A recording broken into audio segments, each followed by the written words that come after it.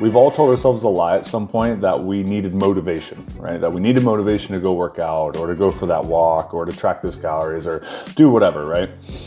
But what if I told you that waiting on motivation is the exact thing that's holding you back from making progress, right? Well, today I'm going to share two concepts that'll help you start making progress right away. The first one is that we want to shift our mindset. We need to learn to start treating fitness like practice instead of a performance. It doesn't need to be this big thing where it's either pass or fail. We did the workout or we didn't, right? Or it was a good workout or it was a bad one. The issue is that when we want to lose weight, a lot of us treat working out and the gym and stuff like a project, right? It's a thing we're doing for a set amount of time.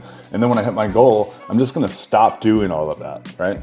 And that's what leads to us dropping the 10 pounds and then putting 15 on over the next 2 months. We want to learn to treat fitness like a practice. Fitness becomes this place where we can practice all of the things that we need to become the type of person we want. Even if you don't want to go work out today, by going and do it, you get to practice things like resilience, right? Perseverance, doing things when you don't want to because you know it affords you something better, right?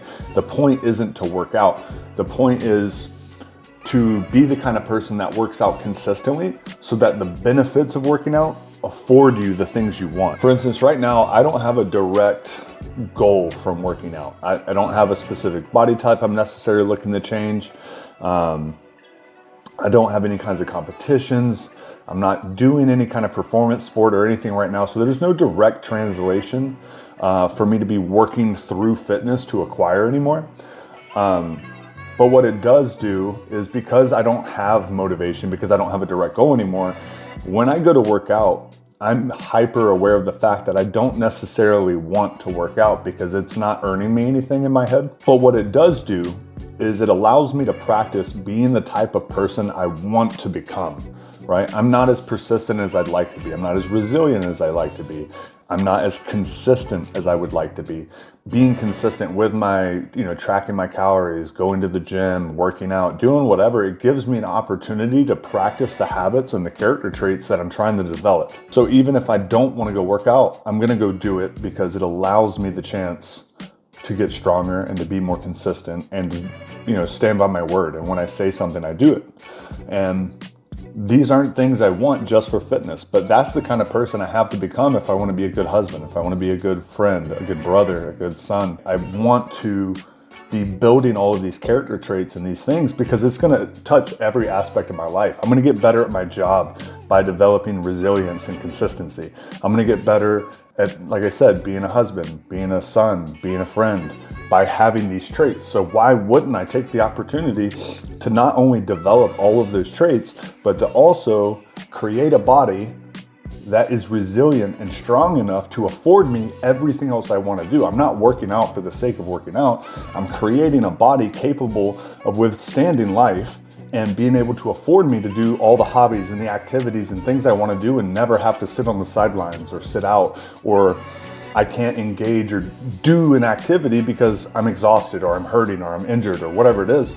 So working out, I'm not doing it for the sake of working out. It affords me other things. By learning to develop consistency with things like our workouts or with just fitness in general, a lot of it just becomes about showing up daily. Showing up and doing the work because you know you need to do the work. You know it's affording you other things. Something a university professor did, they had a ceramics class and they split the class into two groups, Group A, Group B. Group A, by the end of the semester, would only be graded on how many pieces they made. It didn't matter about the quality, but they had to make a certain amount and hit that number by the end of the semester, and that's what they'd be graded on. Group B got graded only on quality.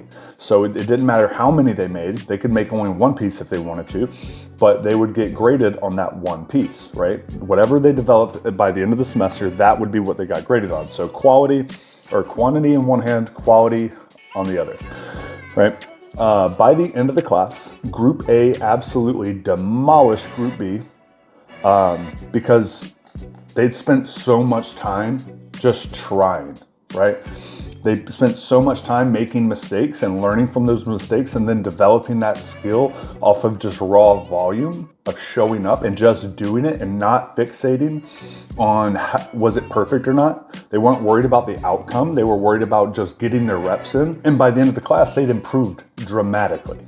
Whereas Group B the ones that were being graded on quality, they improved, but not by a very large margin, right? Because they were so fixated on theorizing perfection. And they spent so much time thinking about trying to make the perfect piece that they weren't doing. They weren't making mistakes, so they weren't learning from them. So the takeaway is that if you don't have a great workout, it's okay. You still showed up. You still developed perseverance. You still developed resilience. You still developed the trait of showing up and doing the things you said you were going to do, not just for yourself, but you're showing the rest of the world what kind of person you are because you're doing things you don't want to do because you know you need to do them. And when other people see that, when people in your life see that, your friends, your spouse, they know you're the kind of person that if you say you're going to show up, you're going to show up for them, for work, for your relationships, for your workouts. Right? So we're building so much more than just a six-pack. When we go to the gym, we're developing so many mental skills and character traits. So some of the takeaways from this is that we want to start learning to work out without motivation, show up without motivation. You know, going to a workout, even if you can only give it 10 or 15 minutes, you still show up, develop the follow through. Focus on developing consistency over intensity. I don't care about how hard you went in the workout.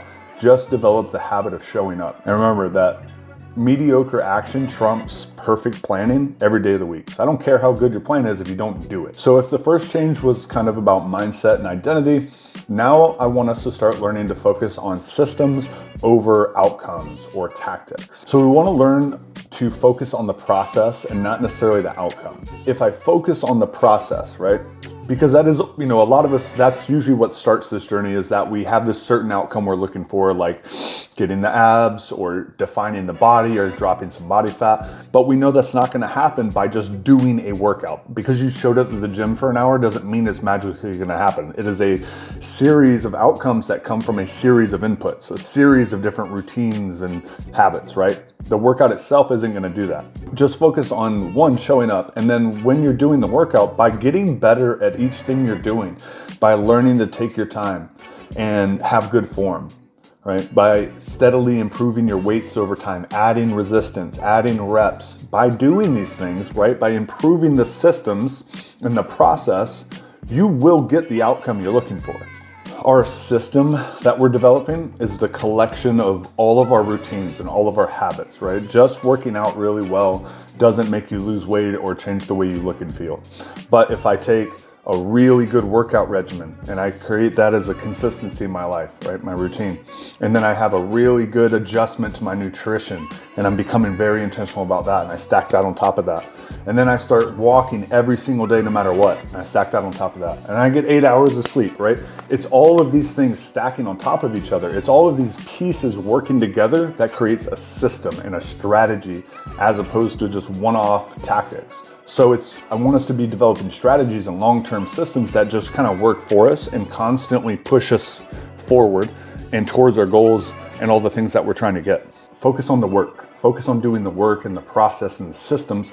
Don't worry about the outcomes. The outcomes will happen if you're following the plan, if you're doing the pieces and developing those. One of my favorite Marcus Aurelius quotes is that the impediment of action advances action. What stands in the way becomes the way. And what he means by that is a lot of times we view obstacles as the things that are blocking our fitness journey. We tend to look at obstacles as things to overcome. But what if they're the exact thing that's showing us how to improve? If you don't have time for workouts, guess what? That constraint forces you to become extremely efficient and very focused. You can no longer afford to be distracted and playing on your phone. You have to get in, you got to get out.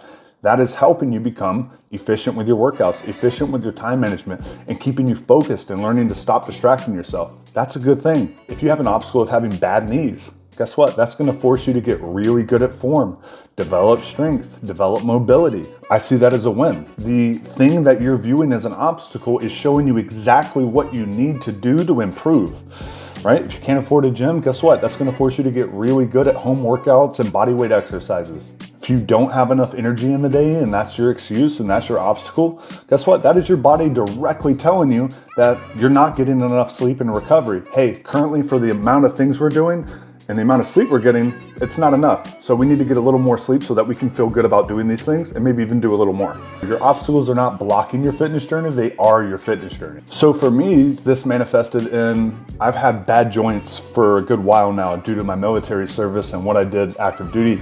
And my joints and body have just been beaten to crap.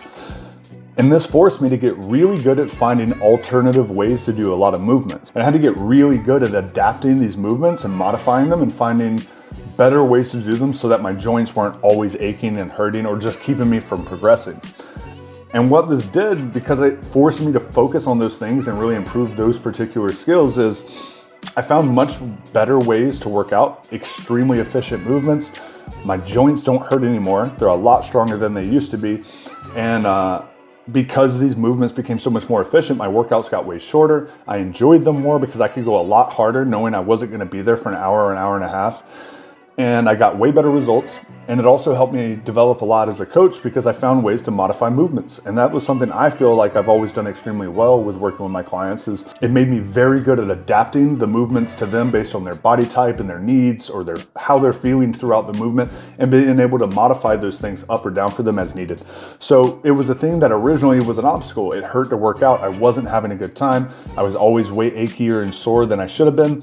And it developed into improving that skill, showing me the exact thing I needed to improve on, and by doing that, I got benefits across the board.